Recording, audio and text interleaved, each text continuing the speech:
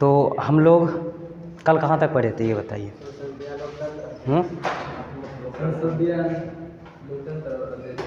अच्छा, संसदीय लोकतंत्र और अध्यक्षात्मक लोकतंत्र में अंतर हम लोग पढ़े थे। ठीक है, एक बार फिर से इसको थोड़ा सा रिवीजन कर लेते हैं और जो भी डाउट होगा वो सारा का सारा क्लियर हो जाएगा। ठीक है, छोटू समझ में आ रहा है? चलो, सबसे पहले देखते हैं संसदीय लोकतंत्र क्या होता है।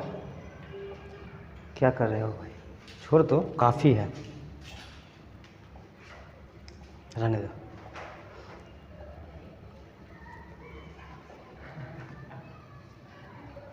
ठीक है, तो संसदीय लोकतंत्र क्या होता है?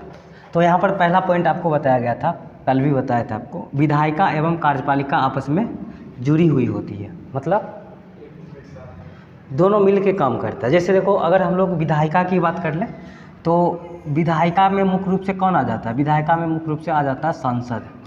ठीक है, जो भी सांसद है वो सारा का सारा किस में आ जाएगा? विधायिका में आ जाता है। और कार्यपालिका की बात करें तो कार्यपालिका में कौन आएगा? तो कार्यपालिका में आ जाता है मंत्री परिषद। मंत्री परिषद, ठीक है, मंत्री परिषद में ही प्रधानमंत्री भी आ जाता है। ठीक है, ये अलग से नहीं है, मंत्री परिषद में ही आ जाता है। अब कहोगे सर दोनों आपस में कैसे जुड़ा हुआ होता है?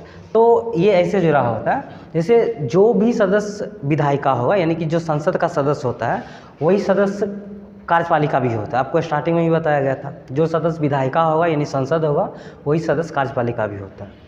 जैसे प्रधानमंत्री की बात करें तो प्रधानमंत्री के लिए अलग से कोई चुनाव नहीं होता। होता है क्या? नहीं होता, वो भी विधायिका ही है, सांसद ही है। ठीक है, लेकिन उसके दल को बहुमत प्राप्त होता है। ठीक है, तो जिसके दल को बहुमत प्राप्त होता है तो उसको प्रधानमंत्री चुन लिया जाता है। तो विधायिका ही क्या होता है? मंत्री परिषद होता है। ठीक है, तो दोनों एक दूसरे से आपस में क्या है? कनेक्टेड है, जुड़ा हुआ है। ठीक है, तो इसीलिए हम कहते हैं कि आपस में विधायिका और कार्यपालिका जुड़ा होता है। किसमें? संसदीय लोकतंत्र में। ठीक है, इधर आ जाओ अध्यक्षात्मक में। विधायिका, कार्यपालिका और न्यायपालिका तीनों पृथक होते हैं।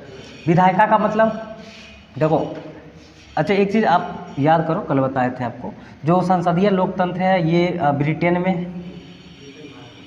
ब्रिटेन में संसदीय लोकतंत्र है और वहीं से भारत में भी लिया गया है।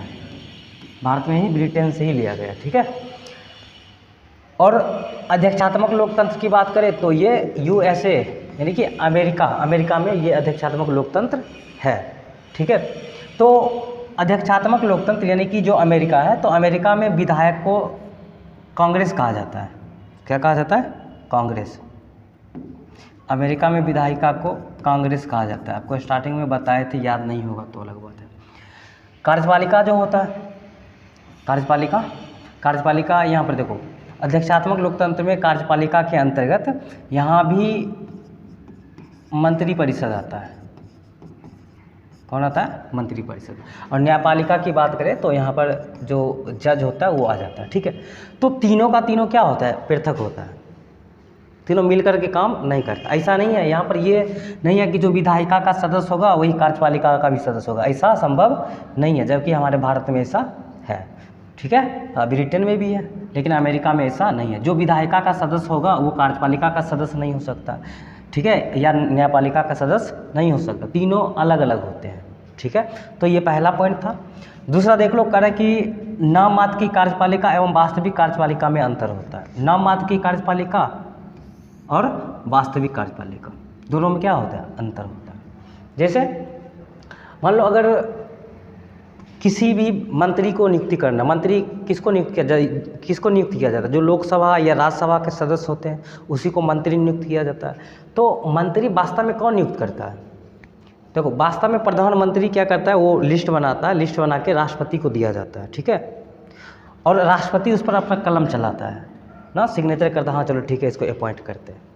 तो उसका जो सूची है वो कौन बनाता है? प्रधानमंत्री। कौन बनाता है? प्रधानमंत्री के आदेश पर ही राष्ट्रपति जिस व्यक्ति को मंत्री बनाना होता है, चुनना होता है, ठीक है, चुनना नहीं कर सकते, नियुक्त करना होता है, तो उसको मंत्री नियुक्त किया जाता है।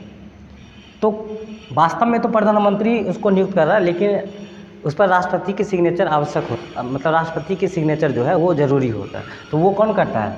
राष्ट्रपति करता है। तो राष्ट्रपति के नाम से शासन चलाया जाता है, ये भी कर सकते हो।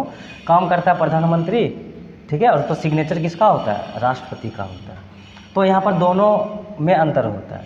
लेकिन अगर हम लोग अध्यक्षात्मक लोकतंत्र में बात कर ले तो दोनों में कोई अंतर नहीं है।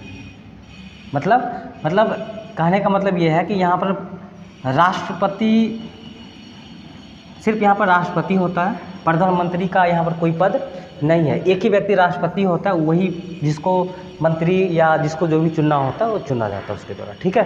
तो ये यहाँ पर अलग अलग नहीं होता है। तीसरा पॉइंट क्या है? वास्तविक कार्यपालिका का कोई निश्चित कार्यकाल नहीं होता। जो वास्तविक कार्यपालिका है इसका कोई निश्चित कार्यकाल नहीं होता।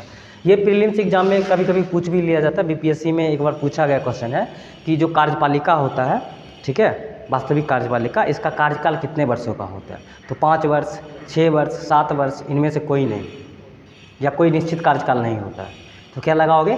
कोई निश्चित कार्यकाल नहीं होता। जनरली ऐसे 5 साल कह दिया जाता है, लेकिन हमारे संविधान में ऐसा कहीं नहीं लिखा है कि 5 साल इसका कार्यकाल है, ठीक है। तो निश्चित कार्यकाल नहीं है। जब भी कोई मंत्री परिषद है, ये सब ऐसे समझ सकते हो, मंत्री परिषद है, ठीक है, और उसके ऊपर जब अविश्वास प्रस्ताव पारित कर दिया जाता है तो वो पूरा मंत्री परिषद क्या हो जाता है? भंग हो जाता है, ठीक है। अविश्वास प्रस्ताव साधारण बहुमत के द्वारा किया जाता है। आगे हम लोग इसको पढ़ेंगे भी। तो अविश्वास प्रस्ताव होगा तो उसका क्या होगा? उसका पद समाप्त हो जाएगा, या पूरा मंत्री परिषद ही भंग कर दिया जाएगा। पूरा मंत्री परिषद भंग हुआ तो क्या उसका निश्चित कार्यकाल रहा? क्या नहीं रहा ना, लेकिन जनरली 5 साल रहता है, ठीक है। लेकिन अध्यक्षात्मक लोकतंत्र में आ जाओ तो कार्यपालिका का कोई निश्चित कार्यपालिका का निश्चित कार्यकाल होता है। कल बताए थे कितने वर्ष का होता है? 4 वर्ष का होता है, ठीक है। 4 वर्ष से पहले इसको नहीं हटाया जा सकता। और चौथा क्या है? सामूहिक उत्तरदायित्व के सिद्धांत के आधार पर कार्य करता है। सामूहिक उत्तरदायित्व के सिद्धांत का मतलब ये कि अगर कोई भी उस तरह का काम किया, ठीक है, जो अपने दल के विरुद्ध कह सकते हो, या अपने उसका जो मंत्री परिषद है, ठीक है, उसके विरुद्ध काम किया, ठीक है, या देश के हित के विरुद्ध कोई काम किया, तो मंत्री परिषद में जो लोकसभा या राज्यसभा है तो वहाँ पर अविश्वास प्रस्ताव लाया जाता है। अविश्वास प्रस्ताव लाया जाएगा तो क्या होगा?